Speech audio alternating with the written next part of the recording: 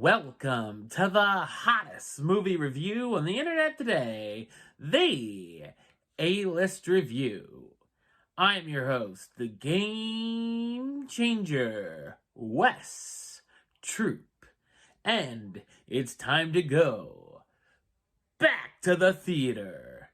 And it's Robert Eggers' latest film, and this time he's entering the world of Vikings. My review of the 2022 action drama, The Northman, coming up now.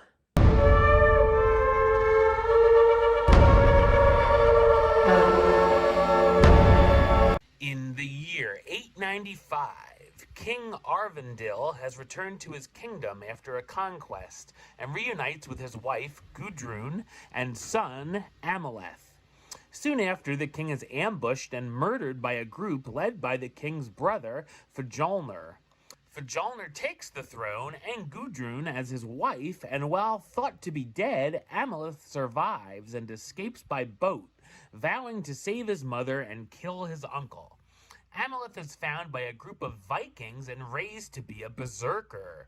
Years later, Amaleth discovers Fjolnir was overthrown and now lives in Iceland with Gudrun and their family. Amaleth disguises himself as a slave and makes his journey to Iceland, and along the way meets a slave named Olga, and the two fall for each other. Amaleth ends up working as a slave on Fjolnir's farm and plans his revenge. So what did I think of The Northman? I thought it's an outstanding epic action drama. It's based on the legend of Amaleth, which was the direct inspiration for William Shakespeare's Hamlet.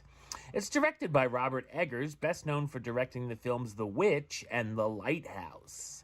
Eggers gives us some more fantastic direction, camera work, and the odd visuals in which he's becoming known for.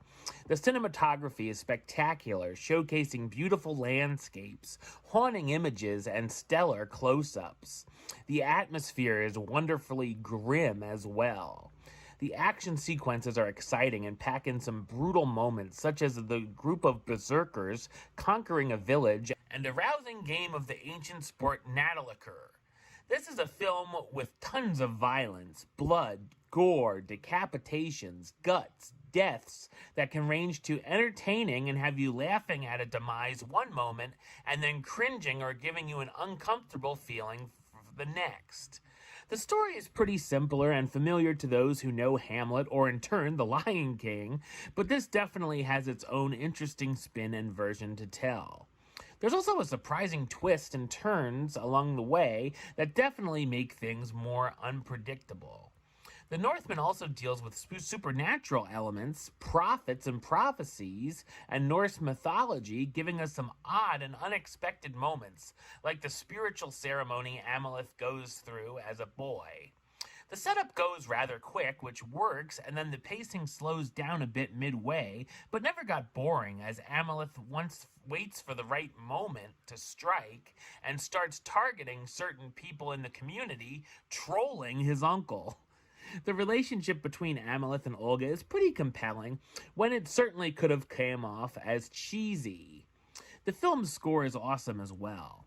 Great performances from the cast, starring Alexander Skarsgård as Amaleth, the Viking warrior prince looking for revenge, Nicole Kidman as Queen Gudrun, Amaleth's mother who's forced into marriage with Fjolnir, Claes Bang as Fjolnir, Amaleth's treacherous uncle, Anya Taylor-Joy as Olga of the Birch Forest, a Slavic sorceress, Ethan Hawke as King Arvindil War Raven, Amaleth's father and the King of Harinsfee, and Willem Dafoe as Hamir the Fool, Arvindil's jester.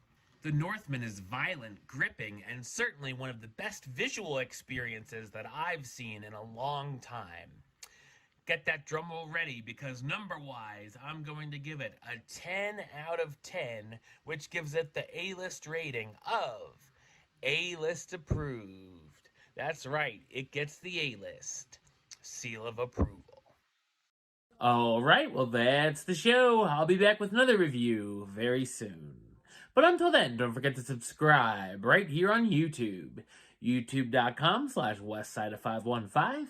Like the show on Facebook, facebook.com/westtroupealist. And of course, you can follow me on the Twitter, the Instagram, and Letterboxd at WesAlist. Until next time, Troop out.